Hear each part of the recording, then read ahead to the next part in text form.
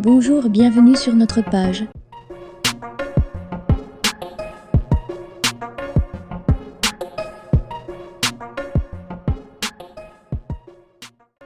Pour cette nouvelle vidéo, nous allons vous faire un récapitulatif de l'actualité du football après cette belle fin de semaine. Aux dernières nouvelles, un des cadres du Paris Saint-Germain a été touché au genou pendant un match avec son équipe nationale. Il s'agit de Neymar Junior. Allez, mettez-vous bien sur votre canapé, on vous explique tout dans cette vidéo qui démarre dans peu. Nous débutons ce flash info par une rencontre internationale, à savoir celle qui oppose la France à l'Autriche pour le compte de la Ligue des Nations. Pour la France, c'est son premier rendez-vous du mois de novembre, et ce match est d'une importance capitale, car elle a été éliminée dans la tête de finale 4. Ainsi, ils vont devoir ne pas perdre ce match et tout donner pour le gagner.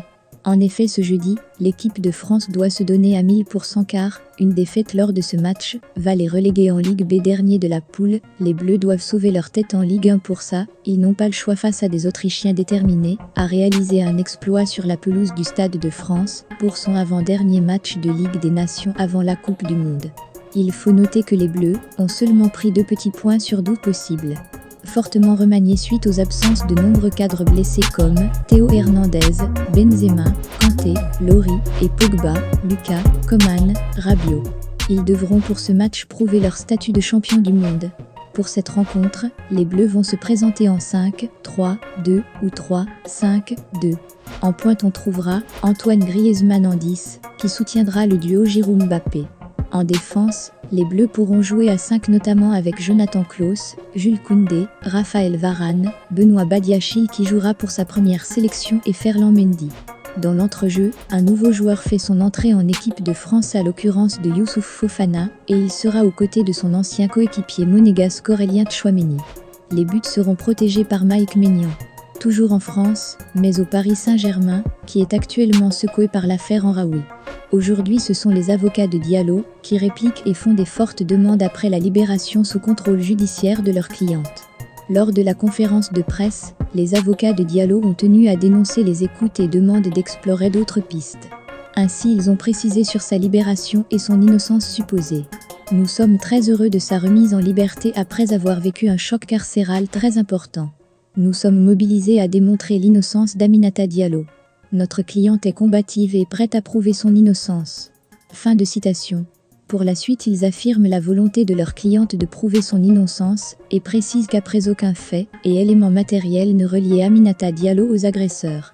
Donc cette conférence de presse a permis aux avocats de Diallo de faire le point sur le dossier et de relever les incohérences de la procédure existante, à savoir sur ses écoutes et l'exploration des messages qui ne relient les agresseurs à Aminata Diallo.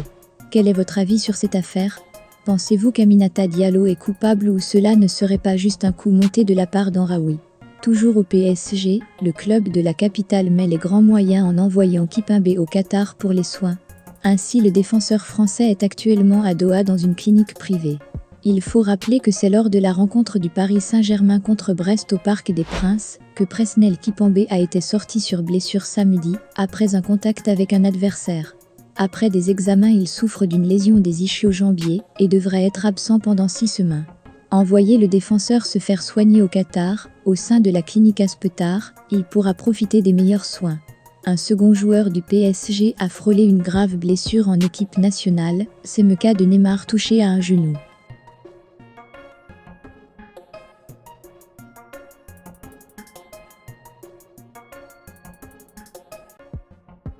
L'attaquant brésilien du PSG a connu une frayeur à l'entraînement avec le Brésil après avoir été touché au genou.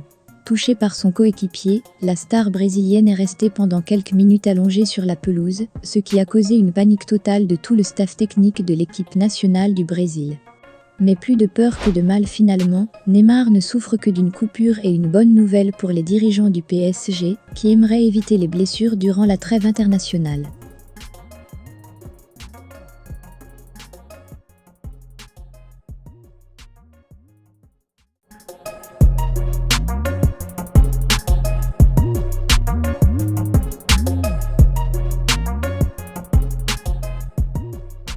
C'est tout pour aujourd'hui, rendez-vous dans un nouvel épisode.